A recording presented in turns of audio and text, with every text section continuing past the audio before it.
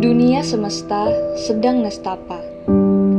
Langit yang membiru terasa abu, termasuk negara kita, Indonesia. Presiden Jokowi mengumumkan kasus positif virus corona pertama di Indonesia. Ada 2 warga negara Indonesia yang dinyatakan positif terjangkit virus corona.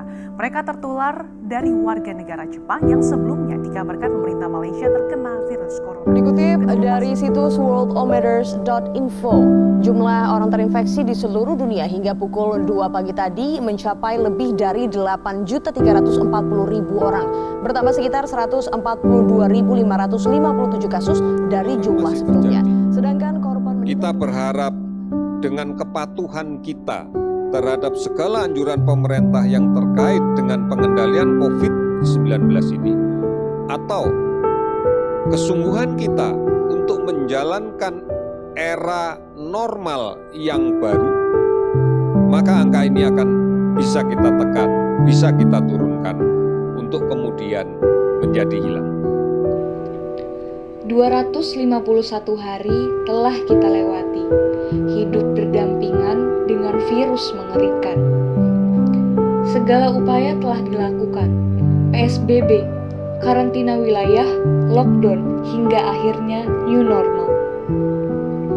Semua ini hampir mengikis mimpi, akan tetapi dikuatkan diri. Alhasil dirajut kembali. Roda kehidupan tidak akan berhenti sampai di sini. Tentu banyak perubahan yang terjadi dan harus kita lewati dengan pikiran yang tenang dan ketulusan hati. Bagai peran yang bertajuk afeksi, kehidupan penuh ekspresi walau di tengah pandemi. Mulai dari depresi, sedih, cemas, bingung, takut, marah, senang, ataupun gembira. Karena pandemi, ada yang terpisah dari orang yang terkasih. Ada pula yang merasa susah karena nasib tak terarah. Ada pula rasa gelisah sebab tak ada beras yang tercurah. Ada pula yang memiliki semangat meruah untuk menciptakan karya yang berlimpah. Dan ada pula yang merasa marah dengan ketidakadilan kebijakan pemerintah. Kita semua memiliki jatah yang sama, yakni waktu 24 jam dalam sehari, dan kesempatan yang ada dalam setiap keadaan. Namun, semua tergantung pada pilihan kita untuk hasil yang berbeda. Acap kali terasa resah dengan apa yang ada, akan tetapi pasti masa ini akan berakhir. Sebab yang mengada akan kembali tiada.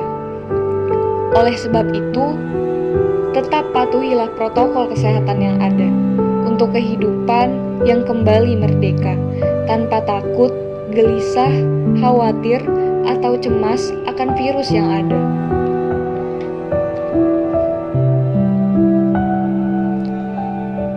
Melindungi muka dengan kain pelindung.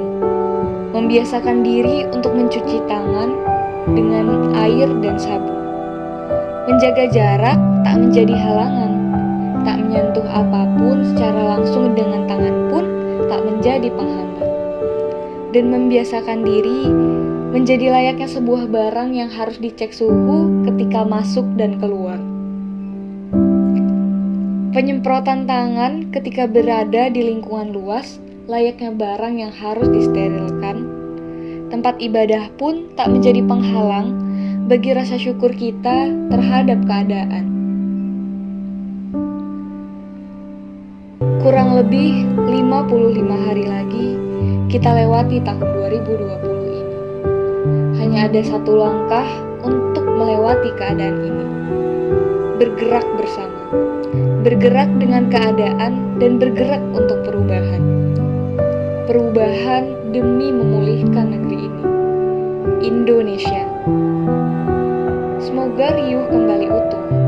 Segala tawa kembali bernyawa. dan segala tangis segera menepis. Kita bisa karena kita berusaha dan berdoa.